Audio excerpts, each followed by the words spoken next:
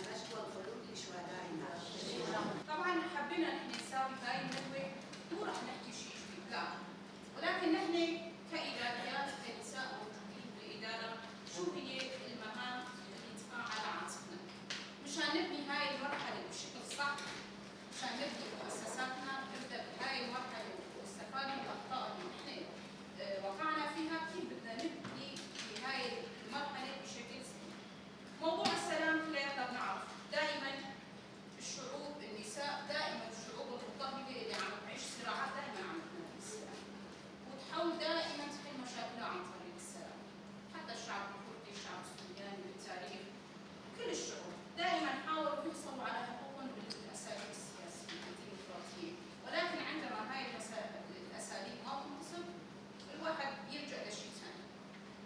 انه يثبت وجوده والدفاع عن المشروع وغيرها من القوانين اللي بنص عليها حتى القوانين الدوليه. مشان هيك لما نحكي عن السلام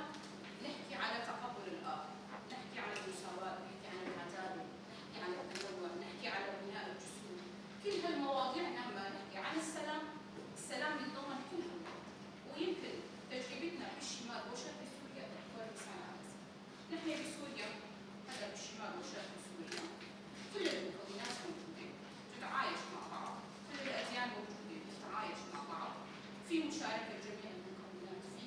كل هالمواضيع في بالشمال وشرق سوريا، بالمقابل في بسوريا سواء كان قبل هلا المناطق اللي كانت تتواجد فيها المعارضه او النظام، وهلا حاليا المناطق اللي تتواجد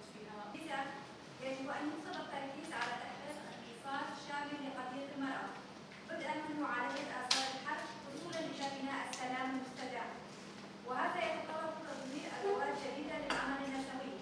وتوسيع شبكات التنظيم وتامين بيئه قانونيه تحمي هذا النضال وتمنع التراجع عنه. في هذا السياق اولى القائد عبد الله اوجلان اهتماما بالغا بدور المراه وطرح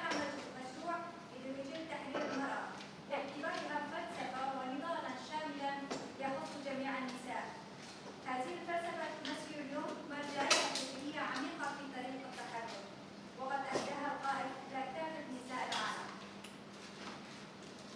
وقد تجسد ذلك عمليا عبر نظام الرئاسه المشتركه الذي اقر كنموذج تنظيمي ثوري يضمن مشاركه فعليه ومتساويه للمراه والرجل في مراكز القرار،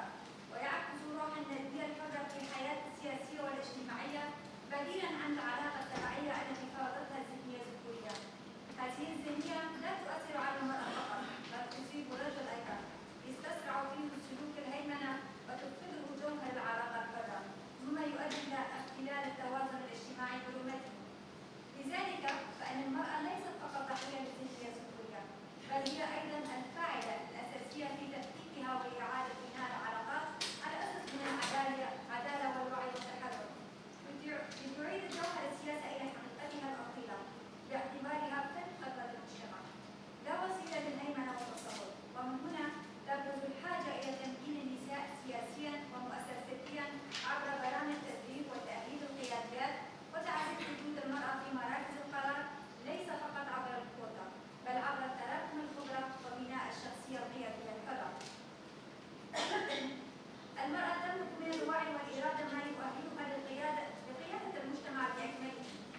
ولكي تصبح قوه حقوق المراه طبيعيه وقانونيه وراسخه يجب ان تاخذ دورا